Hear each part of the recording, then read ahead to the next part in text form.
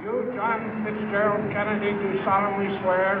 I, John Fitzgerald Kennedy, do solemnly swear. That you will faithfully execute the office of President of the United States. That I will faithfully execute the office of President of the United States. And will, to the best of your ability.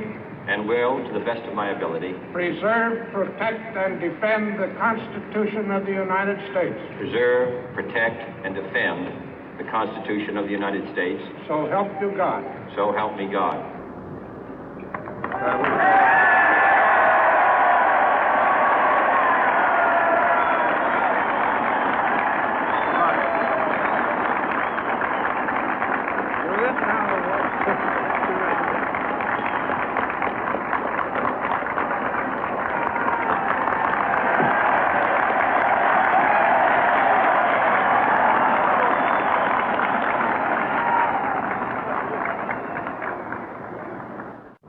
Vice President Johnson, Mr. Speaker, Mr. Chief Justice, President Eisenhower, Vice President Nixon, President Truman, Reverend clergy, fellow citizens. We observe today not a victory of party, but a celebration of freedom, symbolizing an end as well as a beginning, signifying renewal as well as change. For I have sworn before you and Almighty God the same solemn oath our forebears prescribed nearly a century and 3/4 ago. The world is very different now, for man holds in his mortal hands the power to abolish all forms of human poverty and all forms of human life. And yet the same revolutionary beliefs for which our forebears fought are still at issue around the globe. The belief that the rights of man come not from the generosity of the state, but from the hand of God. We dare not forget today that we are the heirs of that first revolution. Let the word go forth from this time and place to friend and foe alike that the torch has been passed to a new generation of Americans born in this century, tempered by war, disciplined by a hard and bitter peace, proud of our ancient heritage, and unwilling to witness or permit the slow undoing of those human rights to which this nation has always been committed and to which we are committed today at home and around the world.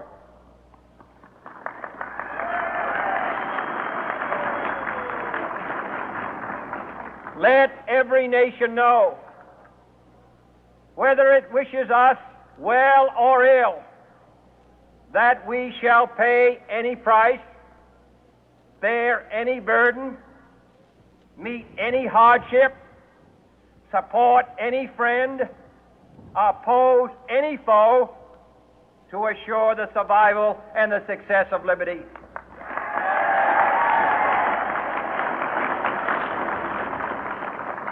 This much we pledge and more. To those old allies whose cultural and spiritual origins we share, we pledge the loyalty of faithful friends. United, there is little we cannot do in a host of cooperative ventures.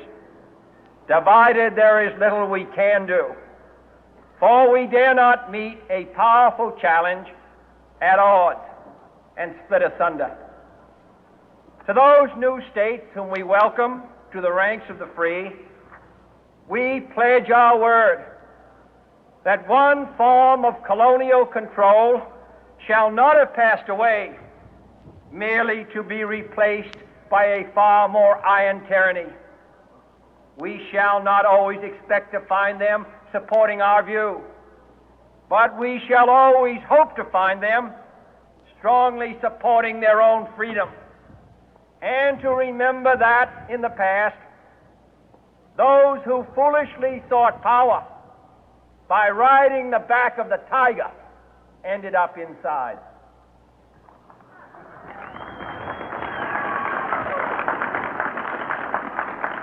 To those people in the huts and villages of half the globe struggling to break the bonds of mass misery, we pledge our best efforts to help them help themselves for whatever period is required, not because the communists may be doing it, not because we seek their votes, but because it is right.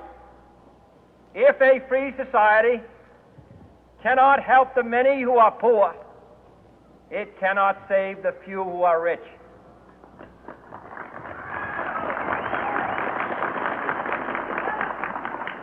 To our sister republics south of our border, we offer a special pledge to convert our good words into good deeds, in a new alliance for progress, to assist free men and free governments in casting off the chains of poverty. But this peaceful revolution of hope cannot become the prey of hostile powers. Let all our neighbors know that we shall join with them to oppose aggression or subversion anywhere in the Americas. And let every other power know that this hemisphere intends to remain the master of its own house.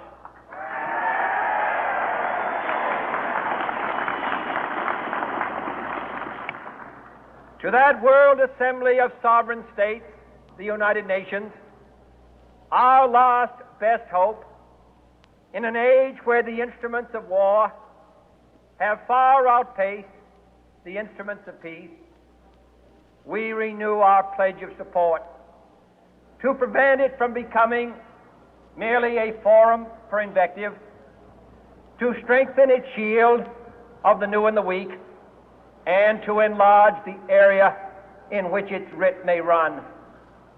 Finally, to those nations who would make themselves our adversary, we offer not a pledge, but a request that both sides begin anew the quest for peace.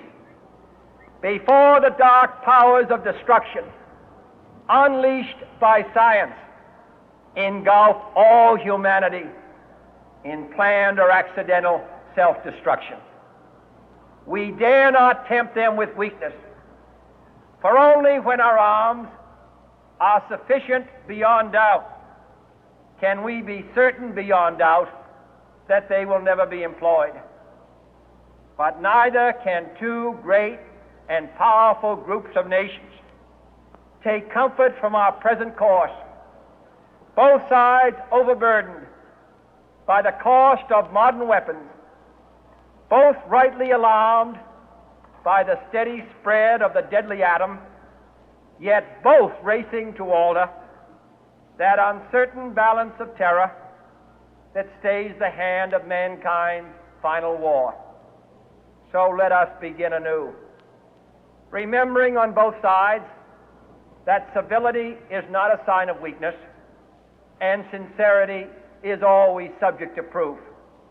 Let us never negotiate out of fear, but let us never fear to negotiate.